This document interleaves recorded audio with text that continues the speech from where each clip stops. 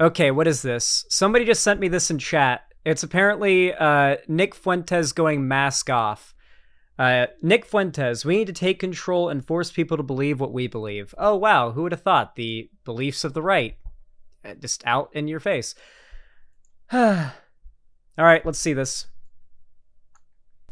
And so after 2020, I said, you know what? This just goes to show what we're up against. It reminds us that it really is us and Trump against everybody else. It's not us, the Republicans. It's not us, the conservatives. It's we, the people, the voters, that the 74 million people that voted for Trump, and that's it. And then in the last 2 months, they said, oh, look, the polls flipped again. And now Republicans are back on top. Turns out it's not a big deal. Well, that was wrong. Because all the people... By the way, when I talk about mask off here, or what we mean by mask off here, isn't mask off in his beliefs. Like, everyone knows he's a Nazi. He's always been mask off. It's mask off in his motivations and how he does it. And it's very much an insight into how the right does their propaganda and what their goals are broadly. That's what he's going mask off about, which is pretty uncommon. So that's why we're watching this. That were charged up about abortion did early voting. So they weren't represented in the polls. So the abortion effect was felt just early. It wasn't felt on election day, but it was felt in the early voting. So that was a big L, and that sucks. But it is what it is. That's a pendulum. And you got to recognize the fact that this is a godless country. I hate it. It's a... They really do think that, like... Do they believe that, like, women are going to get, like, less pro-abortion rights in the future, or that, like, society is going to get less pro-abortion going into the future? Like, they can try and even succeed to repeal as many rights for, like, abortion, what have you, as they like. They're gonna come back really fast. Like, I know it's really scary. It is scary, but they're gonna come back pretty fast. Obviously, the Supreme Court is lifetime terms, right? Unless you step down. But, like, as far as the House and the Senate go, and the presidency, we're only going to get more consistently left wing with all of that. We're, like, as time goes by, I really don't think that Republicans have as much longevity anymore as I think they think they do. The right has, I think, a timer now, kind of a death timer going for them. The internet, in the short term, is probably their biggest tool and the best thing that could have ever happened to them, and the worst. Because think about it, like, right now, as a lefty, like, political, I guess you could say pundit, I have so much overwhelming evidence of right-wing political figures online going back years to the Gamergate era to pull from as examples of how what the right is pushing now are bad. That is only going to become more consistent. As years go by, more and more of the internet is going to pile up with more and more evidence of these right-wing figures just coming along, grifting, doing and saying the exact same shit, then falling off and becoming total jokes. And eventually, as much as I think misinformation is like a worry, especially in the short term online, I think that in the long term, the fact that the internet never forgets, and it will be a literally unending archive of the mistakes of the right, I really do think the internet is going to be a game changer going forward, like, into future generations. Right-wingers right now have the benefit of being able to say things like, but did slavery really happen because of this? But did this really happen because of that? Did the Civil War happen because of this? Or did these laws pass because of this? They, old historical events, pre-internet, pre-TV, these are things the right can really effectively lie about. But, like, January 6th was literally, like, a meme. No one's ever going to forget that. Footage of that will always be on the internet. These examples, Christchurch, Charlottesville, these are just going to keep accumulating. And our massive pool of examples of what the right truly wants to achieve is going to become an escapable sea of evidence. What happened in broader society when our culture realized that racists are kind of fucking jokes? For a very long time, it really did seem like racists were scared, right? They hid their heads under hoods. They used dog whistles, and they were very scared for a long time pre-internet to be open about what they believed in most areas, right? They had to deflect and dog whistle and hide their true intentions. It wasn't until the radicalism of the internet came along to create their little echo chambers and bubbles where they could foster their more hateful beliefs without scrutiny came along that they found themselves being able to have more of a cultural reflex. But what happened in the real life is just going to happen online again. The internet is just going to become as aware of like far right talking points and hate as like broader real life society is. I'm not saying broader real life society is perfect, but generally, like racists are not brave enough to go out into public openly being racist the vast majority of the time. Same goes for homophobes and other bigots, like outside of protests, like it's usually not that common. And people lose their jobs over it and whatnot. We're only going to continue to move in that direction further. It is funny to see conservatives sort of huffing the copium, believing that society is going to move anywhere closer to their ideal world in our lifetimes. It definitely is not. It's going to take like the revival of Mecha Hitler, I think, for us to go, all the way back to what these people want. Immoral, it's wrong, it's heinous, it's evil, but this is an evil country. And this country will surprise you with how evil it is. And that's why you got to get this out of your head that there is some silent majority cavalry that's going to come out of the woods and save us at the last minute. It's not. He's right about this. We meet the left on the battlefield and they outnumber us like 5-1. That's it. People think we're going to start getting cut down, and then at the last minute, they're going to blow the Volkish horn, and the silent majority is going to come running in from the flanks on horses, and they're just going to start cutting up. It's not going to happen because we are in the minority. There are not as many of us as there are of them. If they all had to vote, if you forced every man and woman in America to vote, there would be more of them than us by a lot. Yes, that is absolutely fucking true. Because most people in America honestly don't give a fuck about politics or anything. He's actually right here. I really like this pause screen because it's a perfect imagery of Nick Fuentes. Hey, Cherry, use this for the thumbnail. He's completely right about that. Most people in America don't give a fuck about politics until the election comes around because most people in America are not tangibly affected by politics in any way that doesn't require significant research to figure out. Most Americans just kind of want to do their own thing and not think about politics most of the time. And they will vote or side with politically whoever is doing the least amount of authoritarian, in their mind, a political overreach, right?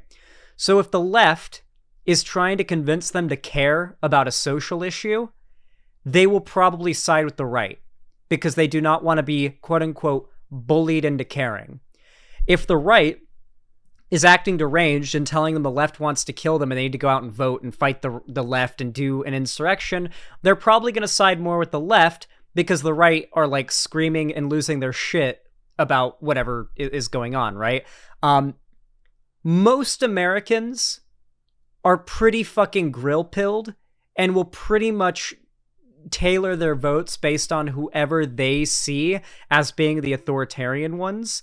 And for a lot of people, the authoritarian ones, quote unquote, are the ones winning and or the ones who are like pushing them to do the most work, really. That's really what it is at the end of the day.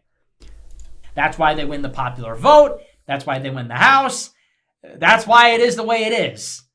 And I hate to burst anybody's bubble, but there is simply no evidence that there is a silent majority. There is no evidence of this.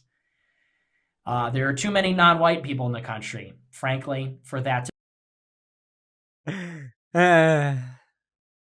Yeah. to be the case. The country's 40% non-white, and like 80% of them are liberal, okay? And out of the white people, it's like 60-40. So you got 40% of 60% that are liberal and 80%. By the way, I think it's important for you guys to know Nick Fuentes is simply too stupid to keep his mouth shut. That's all this is. This is not like Nick Fuentes being some extra deranged, like extra evil, different from the rest of the right-wingers like figure. This is just him being too stupid to keep his mouth shut. Like, this is a guy who still does not know how to feed into the memes that he's gay and likes Catboy Bussy, all right? Like, he very clearly does not know how to keep his mouth shut and keep himself looking good, all right? He's banned off of every mainstream platform. He's a fucking idiot, all right? He's a smart, like, propagandist in that he knows how to reach people, but he's not very smart in, like, how to preserve that ability to reach people, you know? And a 40%. Most conservatives are. I'm done with the math. I tried it earlier. It didn't work. You do the math on that. There's not enough of us, okay? Now, that's not a total black pill because this isn't a democracy and we don't want it to be. But, so it's... Oh, that's also true. The right does not want America to be a democracy. There is the argument to be made that America is not a true democracy, and I agree with that, as long as we have the Electoral College, gerrymandering, and the way that districts are done. We'll not ever really have a true democracy. Not to mention, we have a representative democracy by, like, definition. We elect representatives, and those representatives are the ones in charge of typically voting on legislation. So we do not have a direct democracy where we vote usually on policy. We do sometimes. There are plenty of policies that you can vote on in America. However, usually you're voting for representatives and they vote on, like, bills and amendments and whatever. Well, amendments are like the Supreme Court. Regardless, he's not entirely wrong here in the idea that these people believe that they are part of some silent majority that is just sort of like hiding beneath the surface of like this liberal hegemony that has scared them into silence. His fan base believes that. A lot of right-wingers online genuinely believe that. They think they're part of some growing, rising tide of truth, of the red pill, of the black pill, whatever it may be, right? That is just the true, real, based ideology they've discovered that is growing, getting bigger, and soon they're going to rise up as the silent majority, break through the shell that the left or the Jews or whatever they believe have put around them, and soon, they hope, America will fall to some kind of Christian fascist state, right? That's what these people want. I assume he's going to mention it later in the stream, but like the best way for them to achieve it is through populism. It's why I get so like triggered by populism lately, or not even lately, but like my entire time I've done streaming, I've always kind of hated populism because there's really at this point most populist figures online that call themselves populists are either Nazguls or Nazis. And idiots who don't realize it. Like well-meaning idiots who fall for it, pretty much. It's not the end. There are other ways, and I can elaborate on that later if people want me to, but that's a whole other discussion, really. But the point is, when you look at these things like abortion, it's popular. People like abortion. Hate it, but it's true. And you can thank the Jewish media for that. Damn, people like having rights. You could thank the Jews for that. Man, the Jews have convinced women that having rights is good. Damn. What a crime. Abortion's popular. Sodomy's popular. Being gay is popular. Nick, my brother, you have not kicked the gay allegations yet. You do not get to say this. You have far from beaten the gay allegations, my friend. Being a feminist is popular. Sex out of wedlock is popular. Contraceptives it's all popular. That's not to say he can't beat the gay allegations. It's good. That's not to say I like that. Popular means the people support it, which they do. And it sucks and it is what it is, but that's why we need dictatorship. That's unironically why we need to get rid of all that. We need This is what they want. While they are the victim is when they are most effective. These people are most effective while they can play the victim and act like they're the underdog. While it may be true that like neo-Nazism, to the degree that Nick Fuentes believes, is still like very rare and not exactly like as big of a threat as they would like it to be in America, they still have power. They still have power and have to pretend for as long as possible they don't, because they need to build this layer of cognitive dissonance in their audience that like, oh, bad things that the beliefs that I hold cause surely can't be caused by the bad things I believe, because the bad things I believe aren't in power yet. And if they were in power, then good things would be happening. And if, you know, like that's basically the thought process, right? Like, how could the underdogs who aren't in power be responsible for bad things happening? They're the ones being victimized by the left and the Jews and whatever thing they like to claim are the ones victimizing them. It's literally just, it really is just, they want to play oppression Olympics.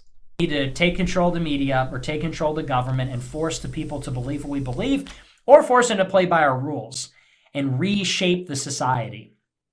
Because right now, you look across the board, and if you put on a referendum whether we want to live in a gay country or a non-gay country, a feminist country or a non-feminist country, abortion land, no abortions, you're going to be disappointed with the result. And I shouldn't have to tell you that because it's, you know, it's sort of obvious, but I have suffered this for years, and I don't think I've ever said it outright. But people have it in their head. There is the silent majority, All right, so you're going to have to keep those dick-sucking lips shut, my friend. Oh my god, what a frozen frame to stop on. Cherry, never mind. Make this the thumbnail image. Oh my god. Look at that. I feel like this is such a good face for an emote. What a perfect mouth shape here. What a perfect, like, it literally, you could not ask for a better freeze frame. This is literally emote material. What a perfect frame to stop on. We're going to make a Nick W emote, and this is going to be the face he's making in it. This is absolutely perfect. Absolutely perfect. Amazing. I can't think of a better place to end this off. Anyway, my main, like, the reason why I wanted to feature that was my first time watching it, but I had a good idea of what he was going to say. Believe it or not, these people are not very hard to, like, it's not hard to predict how these people think. They're not very smart.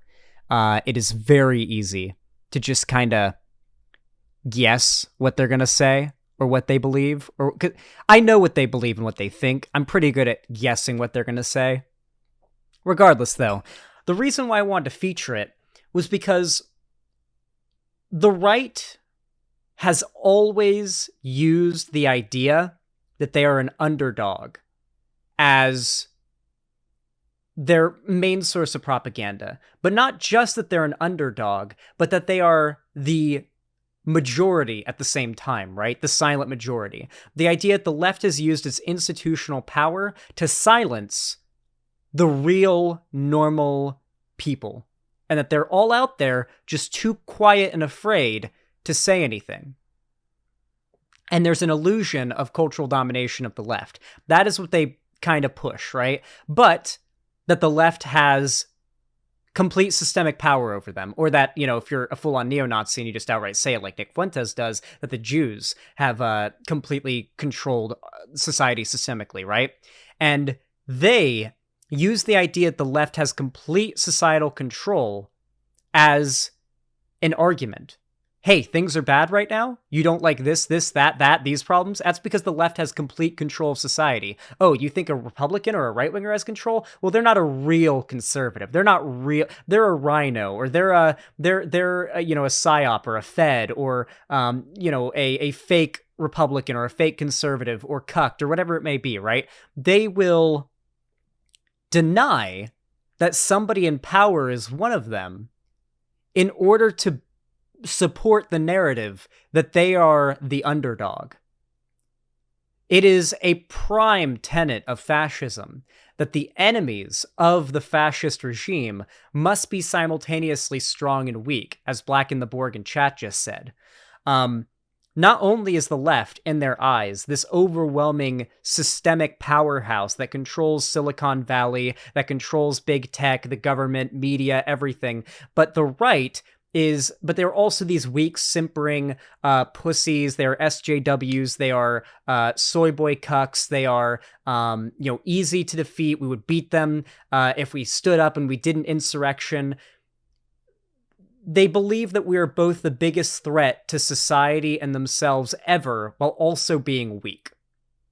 It doesn't really make sense, but then again, another core tenet of fascism is that it is inherently contradictory, and it's not supposed to make sense. It's just supposed to sound nice when you break it up into tiny little bite-sized pieces and hand those pieces in one bite at a time. When you look at the ideology as a whole, you start to realize, wait a second, how can you believe this and this simultaneously? Wait, how can you believe that if you also think this?